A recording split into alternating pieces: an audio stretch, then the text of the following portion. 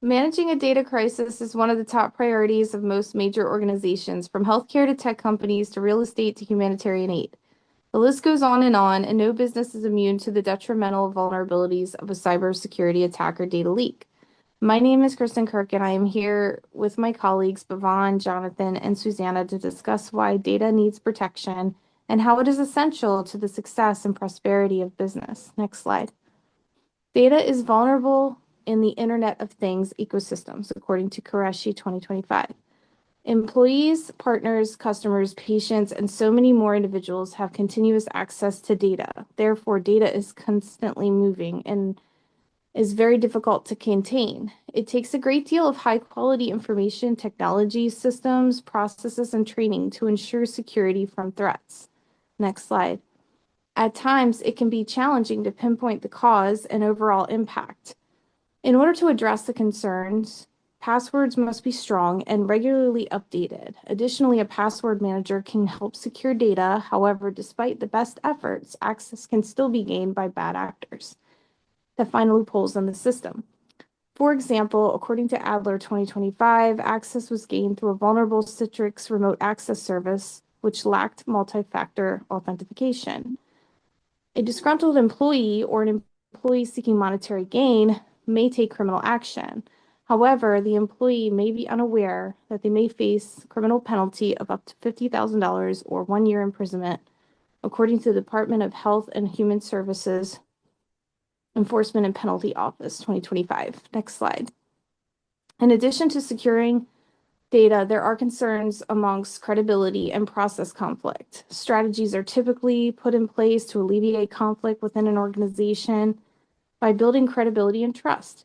Process conflict can escalate in situations where a data leak happened internally. The disconnect in distribution of responsibilities, rotation of responsibilities, or tolerating processes differences between teams must be addressed, according to Carton and Tufik 2016. It is essential to understand the cultural differences that involve emotional, expressive or unexpressive, and confrontational or non-confrontational cues. Processes change, however, in a crisis it is essential to act quickly and efficiently. In a crisis, the difference between damage control and losing control can come down to discrepancy over detail, according to Lehane et al. 2012. Next slide. According to Adler, United Health Group adopted an aggressive approach in the 2024 ransom attack on Change Healthcare.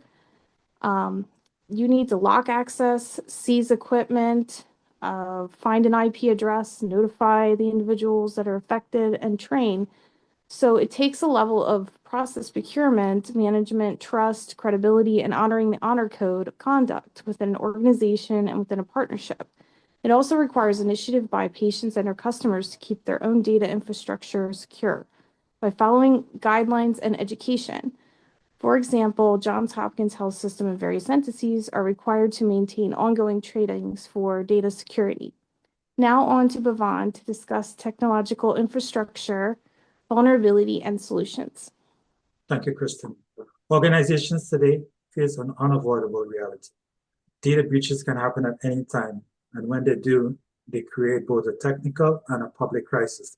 For example, Snowflake suffered a contractor compromise, exposing 560 emails. Qantas saw a third-party platform breach affecting 6 million records. And in 2023, 23andMe was hit with credential stuffing that exposed 6.9 million profiles. These breaches aren't just IT failures. They quickly became crisis of customer trust, reputation, and compliance. To understand crisis management, we first need to look at how these breaches happen. One, hacking is exploiting system vulnerabilities for unauthorized access. Phishing, deceptive emails or messages that trick users into revealing credentials. Credit stuffing, using leaked passwords to gain unauthorized entry. Man in the middle, intercepting and altering communications between parties. And social engineering, impersonating or manipulating employees to gain access. Although there are many more forms of data breaches, these are the most common ones. Would any of these succeed? Leadership is faced with an immediate crisis. One, containment is where you stop the breach from spreading. Two, communication. Be transparent with customers, employees, and regulators. Silence or denial only worsens the damage. Three, coordination. Legal, technical, and PR teams must align so messaging matches action. And four, recovery. Restore operation support affecting customers and rebuild trust. How well a customer responds in those first 72 hours often determines if the crisis escalates or gets under control. Up next is my colleague, Jonathan. The financial data crisis is one of the biggest risks we face today. This isn't just a computer problem. It affects the entire system. If people lose trust in how money moves, the entire system begins to break down. That's why we need to work together. We have to look at the real costs and take clear steps to protect our institutions and keep the financial system stable. Next slide. Let's look at the immediate financial damage. Breaches themselves are costly. Since 2020, direct losses across the sector have reached a whopping $2.5 billion, a figure reported by the IMF in their 2024 Global Financial Stability Report. Legal and regulatory fines are just as severe. In 2024, the IMF reported that one U.S. firm alone paid over $1 billion in penalties. The biggest threat, however, is lost revenue. In 2022, the Federal Reserve found that just a 5-day delay could cause banks' cash shortfalls to reach to $1.5 trillion. Next slide. Looking at the long-term costs, attacks can destroy customer trust and inflict serious reputational damage. The IMF reported in 2024 that breaches often lead to persistent deposit outflows from banks, which in turn undermines investor confidence. Indirect costs are consistently much higher than the initial losses. This drives up insurance premiums to crippling levels. Next slide. The Finance Department is responsible for controlling financial damage and losses. Teams must plan for massive fines such as the 1 billion plus penalties noted by the IMF in 2024. Teams must also manage claims and coordinate with all stakeholders. But there is a critical weak point. The IMF highlighted in 2021 a dangerous disconnect and responsibility gap between finance and security teams. Closing this gap is important to prevent systemic failures, and it must be addressed immediately. Next slide.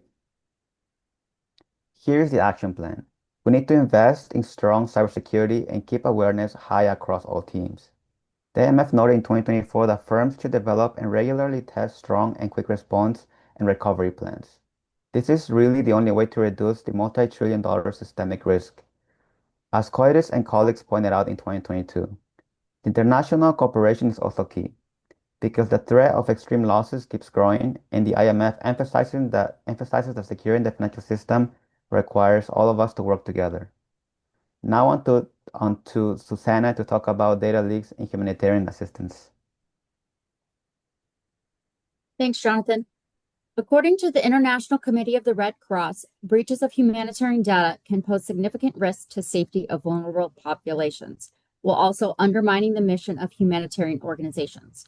Several years ago, USAID experienced a small leak of an internal phone number connected to the international mission in Venezuela. Due to a lack of internal communication and a lack of understanding about the mission, someone within the organization gave the number to a member of the press who leaked it to the public. This caused significant problems within the mission. Next slide. Leaks of personal information, such as phone numbers and addresses of personnel deployed on an international mission, can be extremely dangerous. According to the UN, in 2024, a record number of humanitarian aid workers were killed, both in their homes and at work. Most of these deaths were in Gaza, with at least one instance of aid workers being directly attacked. Next slide. Humanitarian organizations are protected by international humanitarian law. This should preclude direct attacks on humanitarian organizations, but it doesn't always work that way. An innovative way to help safeguard these organizations against attacks is using a digital emblem, which would signify a humanitarian organization and their protected status under international humanitarian law. Now back to Bhavan for our conclusion. Thank you, Susanna. In short, cyber attacks lead to data breaches, and breaches immediately create organizational crises. Effective crisis management isn't just about having firewalls. It's about having a response plan, clear communication channels, and trained staffs. Because in today's digital world, managing a crisis means protecting not only the data, but the trust that defines an organizational future. Some of the overall solutions: one, robust information systems that can handle the complexities of ever-changing technological advancements, catching vulnerabilities well before the breach. Two, MFA, multi-factor authentication and encryption services that secure logins, emails, and cross-information service sharing. Three, training platforms that addresses internal and external models, enhancing education around security. These are the references from some of the things we talked about today. Thank you for your time.